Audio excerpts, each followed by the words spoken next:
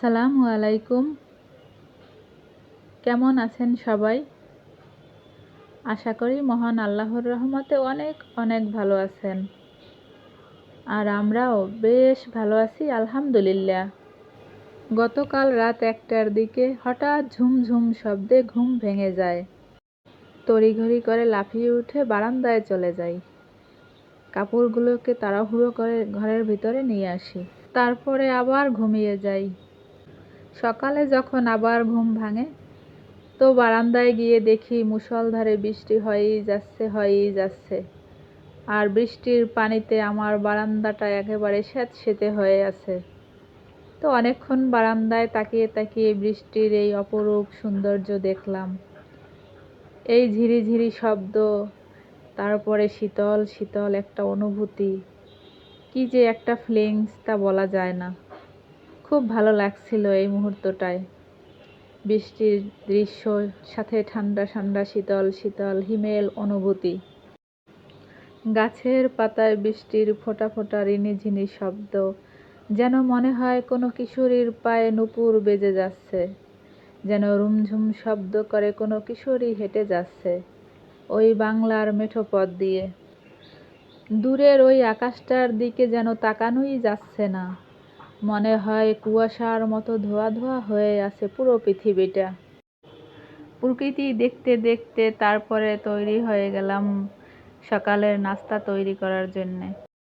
রাফির বাবা বলল খিচুড়ি তৈরি করার জন্য, যেহেতু বর্ষণ মুখর দিন, আর এ দিনে খিচুড়ি তৈরি করা হলে ওয়েদারের সাথে খুব ভালোই জমে যাবে, তাই না? যেই কথা সেই কাজ। তার আদেশ মতে আমি তৈরি করতে যাচ্ছি আজকে ভুনা খিচুড়ি। তাই আমি কিছু পরিমাণ চাল, সাথে মসুর ডাল, মুগ ডাল মিশিয়ে ভিজিয়ে রাখলাম কিছুক্ষণের জন্য। তারপরে চুলায় একটি হাঁড়ি বসিয়ে দিলাম, আর তার ভিতরে দিয়ে দিলাম বেশ কিছুটা সয়াবিন তেল। আর তেলের ভিতরে কিছুটা পেঁয়াজ কুচি, সামান্য রসুন কুচি এবং সামান্য আদা কুচি দিয়ে দিলাম। এগুলোকে আমি ভালোভাবে ভেজে নিয়েছি, 2 মিনিটের মতো করে ভেজে নিয়েছি। তারপরে চিকেন দিয়ে কষিয়ে নিলাম আরও 2-3 মিনিটের মতো। সাথে দিয়ে দিলাম রসুন এবং পেঁয়াজের আরও কিছুটা পেস্ট, এবং 2টো দারুচিনি, 2টো এলাচ, 2টো লবঙ্গ আর 2টো তেজপাতা। এগুলো দিয়ে আমি আরও কষিয়ে নিলাম 2-3 মিনিটের মতো। সাথে 2টো বড় সাইজের আলু কিউব করে কেটে নিয়ে তারপরে আরও 2 মিনিটের মতো কষিয়ে নিলাম ওই মশলার সাথে। তারপরে চালটাকে ভালোভাবে ধুয়ে পানি ঝরিয়ে দিয়ে দিলাম আমি সমস্ত মশলার ভিতরে, আর সাথে দিলাম কয়েকটা কাঁচামরিচ। তারপরে আমি কয়েক মিনিট কষিয়ে রান্না করলাম, 12 মিনিট সময় নিয়ে। ব্যাস তৈরি হয়ে গেল মজাদার ভুনা খিচুড়ি, আর সাথে মজাদার সালাদ। টমেটো আমার অ্যাভেলেবল ছিল না, তাই শুধু শসা এবং কাঁচামরিচ আর পেঁয়াজ দিয়েই সালাদটা তৈরি করেছি। আর সাথে আছে মজাদার আচার। প্রথমে আমি বাচ্চাদের জন্য সার্ভ করছি।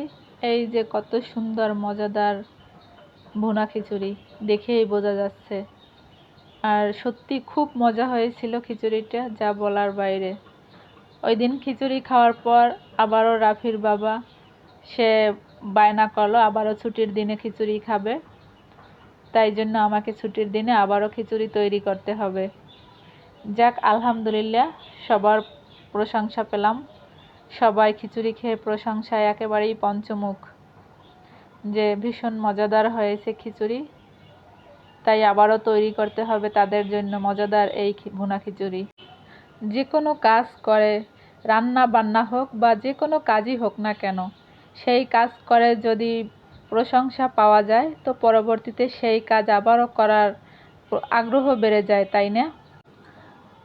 আপনি যদি আমার চ্যানেলে নতুন হয়ে থাকেন তো আশা করছি চ্যানেলটিকে সাবস্ক্রাইব করে পাশে থাকবেন এবং ছোট্ট একটি লাইক দিয়ে ভিডিওটি কন্টিনিউ করবেন।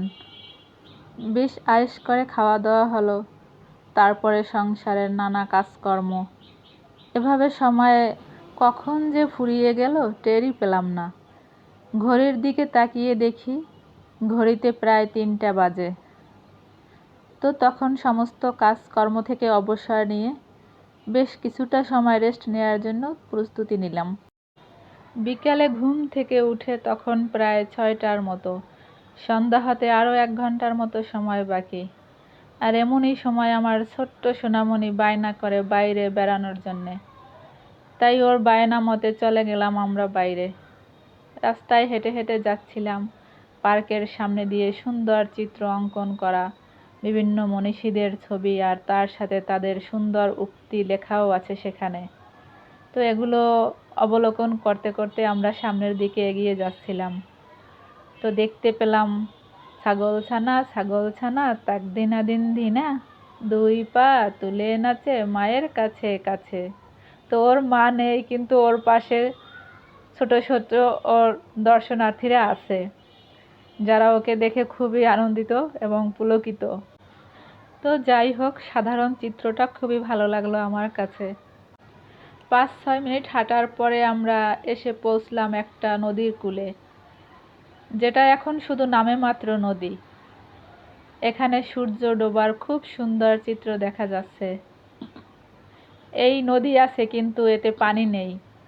এই নদীর পানি শুকিয়ে একেবারে তলায় জমে গেছে। এই যে নদীর কূলে এখন জঙ্গল আর জঙ্গল, আর এখানে হরেক রকমের কালারের গরু দেখা যাচ্ছে। এই শুকনো নদীর নাকি ঐতিহাসিক বর্ণনাও রয়েছে। যুদ্ধের সময় নাকি এই নদীর অনেক অবদান রয়েছে, যা এই অঞ্চলের অনেক পুরনো মুরব্বীরা বা যারা তখনকার আমলের সেই মুরব্বীরা বলতে পারে। নদীর এই পাড়টার নাম হচ্ছে কলাবাগান, আর ওই পাড়টার নাম হচ্ছে আরবপুর। আর 2 এলাকার মাঝখানে হচ্ছে ছোট্ট একটি ব্রিজ। কি সুন্দর এখানে সূর্য অস্ত যাওয়ার চিত্র, আর সেই মুহূর্তটায় সোনালি সোনালি রোদের আবছায়া। সব মিলিয়ে এখানকার প্রকৃতিটা খুবই ভালো লাগছে আমার কাছে। আমার ছোট্ট সোনাও এখানে এসে খুবই আনন্দিত হয়েছে। এই দৃশ্য অবলোকন করে সেও ভীষণ খুশি। এই অঞ্চলে অনেক হিন্দু সম্প্রদায়ের বসবাস। তারা অনেক আগে, যখন এই নদী ভরা পানি ছিল, তখন এই নদীতে এসে বিভিন্ন পূজা পার্বণে ডুব সাঁতার দিত এবং কলসি ভরে জল নিয়ে যেত। যখন এই নদী ভরা পানি ছিল, তখন এই নদীতে নাকি লঞ্চ চলতো, স্টিমার চলতো, ট্রলার এবং নৌকা যাতায়াত করতো এই নদী দিয়ে। 1971 সালের যুদ্ধেও নাকি এই নদীর অনেক অবদান রয়েছে। এই নদী দিয়ে যাতায়াত করতো নাকি এই অঞ্চলের যারা মুক্তিযোদ্ধা ছিল তারা। 1971 সালে হায়েনাদের দল ঘাঁটি করেছিল এই নদীর কূলে। হাজার হাজার মানুষকে ধরে এনে গুলি করে মারত এই নদীর কূলে, আর তাদের লাশ ভাসিয়ে দিত এই পানিতে।